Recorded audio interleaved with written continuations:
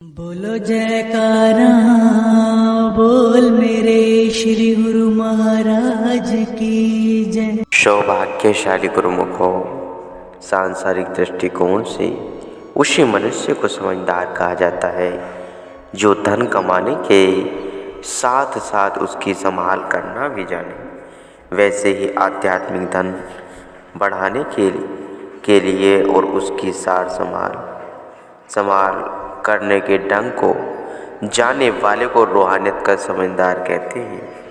संसार में रहते हुए प्रत्येक प्राणी अपना हिसाब किताब स्वयं करता है कि उसे कितना लाभ हुआ, वह कितनी हानि हुई।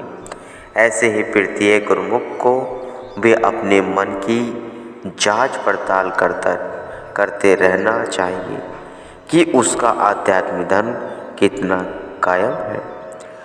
अंदर बैठे काम, क्रोध, लोभ, मोह आदि शत्रु कहीं उसके धन को लूट तो नहीं रहे। जिस प्रकार वर्षों से की हुई कमाई को चोर पल में लूट कर ले जाते हैं, वैसे ही मन के ये शत्रु कई जन्मों से की गई आत्मिक कमाई को झट से समाप्त कर देते हैं।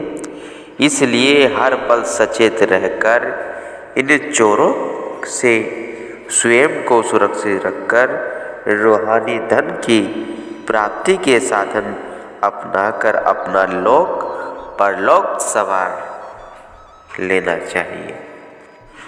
रूहानी ज्ञान शब्दों का ज्ञान नहीं जो कि पढ़ने से प्राप्त हो जाए। यह इल्म सीना है, इल्म सफीना है नहीं है।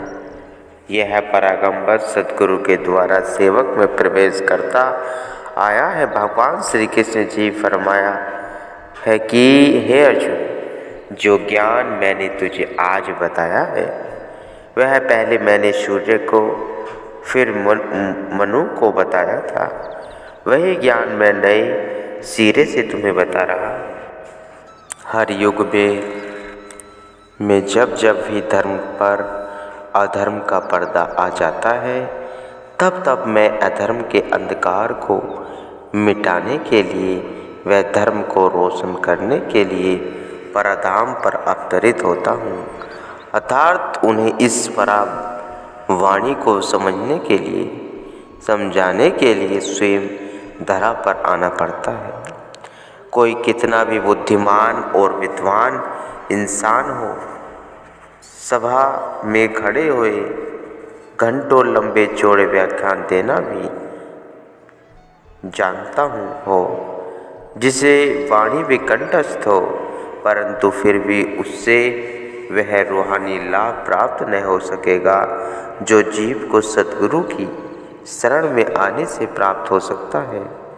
क्योंकि सतगुरु ही रूहानियत के सभी गूढ़ रहस्यों से परिचित होते हैं और वे अपनी शरण में आने वाले जीवों को भी इन रहस्यों में अवगत करवाकर उन्हें आत्मिक लाभ पहुँचाने हेतु इस पथ की ओर अग्रसर करते हैं।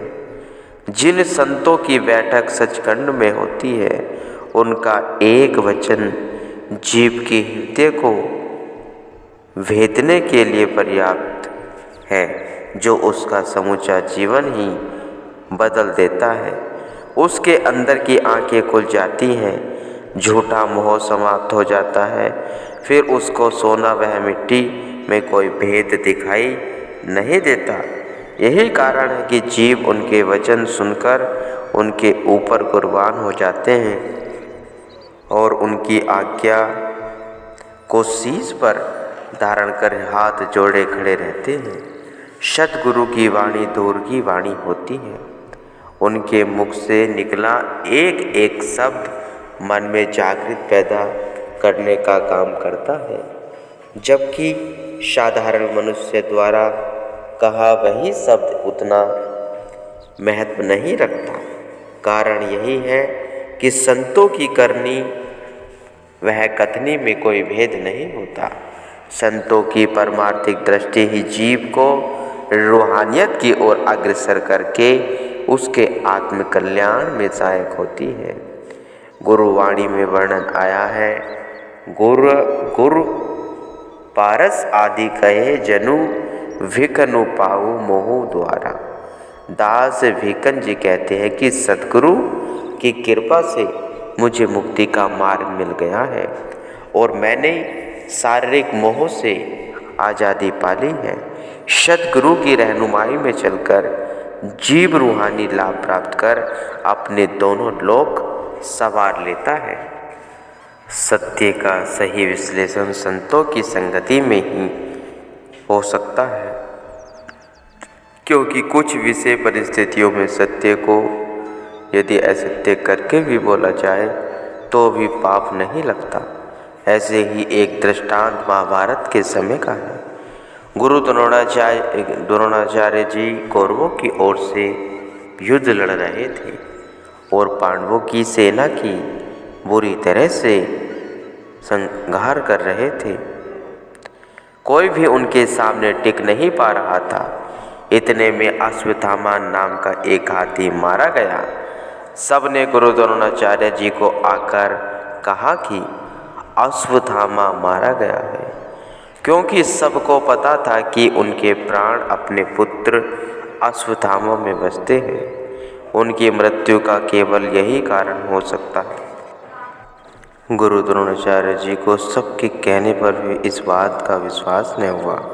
उन्होंने कहा कि यदि धर्मराज युधिष्ठिर अपने मुंह से यह कह दे तभी मैं सत्य मानूंगा, परंतु युधिष्ठिर का असत्य बोलने को सहमत न हुए। तब भगवान श्री कृष्ण जी ने उन्हें कहा कि बोलो, अश्वत्थामा मारा गया है पर वह हाथी था। जैसे ही धर्मराज युधिष्ठिर ने कहा कि अश्वत्थामा मर गया है, भगवान श्री कृष्ण जी ने बिल्कुल बजा दिया, जिससे आगे का शब्द कोई सुन ही न पाए। पुत्र की मृत्यु का समाचार सुनकर विचलित हुए गुरु द्रोणाचार्य जी का दृष्ट धूम ने तुरंत ही संहार कर दिया। इस प्रकार क्या सच है और क्या झूठ है, यह तो केवल महापुरुष ही जानते हैं। हमारी सोच वह दृष्टि वहाँ तक पहुँच सकने में असमर्थ है। गुरु की अद्भुत है प्रभुताई, मिले सहस्त्र गुना हो आई।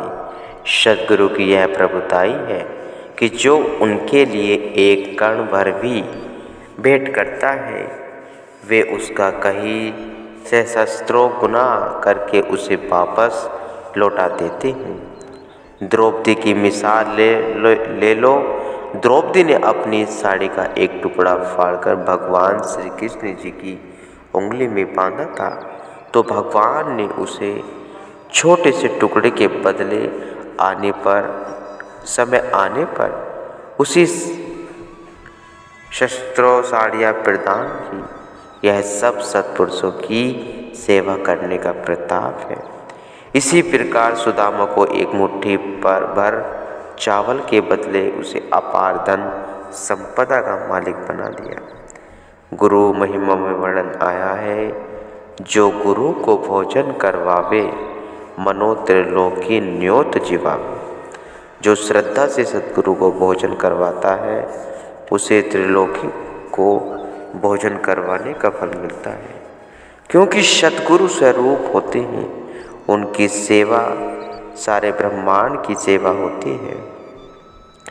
द्रौपदी के पात्र से बचे हुए एक दाने को भगवान श्री कृष्ण ने मुख में डाला तो दुर्वासा ऋषि अपने शिष्यों सहित अपना पेट भरा हुआ जान नदी पर से ही वापस चले गए। श्री रामकृष्ण परमहंस जी एक बार कुछ सेवकों के साथ नाव में भ्रमण कर रहे थे। उन्होंने अपनी खाने पीने की समस्त सामग्री उन्हें भेंट करते हुए कहा कि इसमें से पहले आप कुछ ग्रहण कर लेंगे, फिर हम सब ग्रहण कर लेंगे।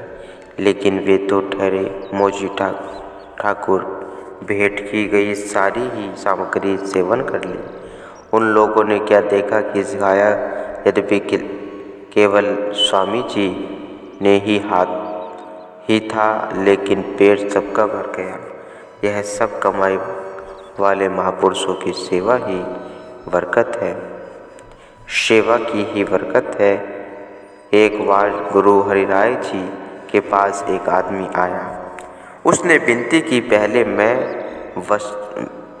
मैं बहुत गरीब था, परंतु फिर अमीर हो गया, लेकिन अब दोबारा गरीबी आ गई है। इसका क्या कारण है? श्री गुरु महाराज जी ने फरमाया कि हमारे 2 सेवक एक घर में रहते थे। हमने उन्हें कहा कि गुरु घर की सेवा किया करो, परंतु उन्होंने मनमति पर चलकर उस वचन का पालन नहीं किया और फलत वह कबूतर कबूतरी बने। एक बार कबूतरी ने कबूतर से कहा कि हमने गुरु के वचन का न मानकर सेवा नहीं की थी, इसलिए हमें वह जन्म मिला है। अच्छा होगा कि अभी जितना संभव हो सके उतनी सेवा कमा लो। कबूतर ने कहा, अभी हम कौन सी सेवा कर पाएंगे?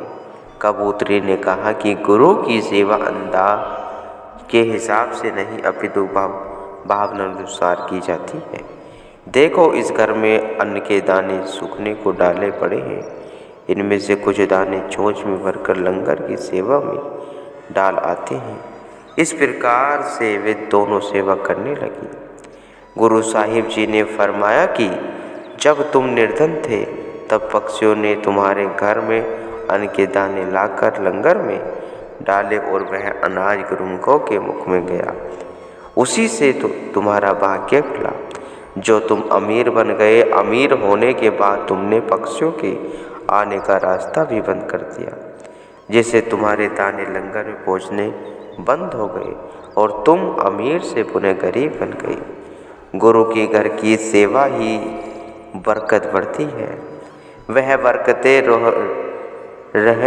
रहोगी तो बढ़ते रहोगे। यह सुनकर वह सत्य वचन कहकर तन मन धन से सेवा करने लग गया और कुछ ही समय में फिर से अमीर हो गया। गुरुवाणी में वर्णन आया है, सतगुरु की सेवा चाकरी, सुखी हो सुख रसारू, एथले मिलने बढ़िया हो दरगाह मोग द्वार। सतगुरु की सेवा सुखदायिनी है, जो यहाँ भी सम्मान दिलाती है और मालिक की दरगाह में भी इज्जत मान वह सुखदाई सुख राह दिलवाती है गुरुमुखो।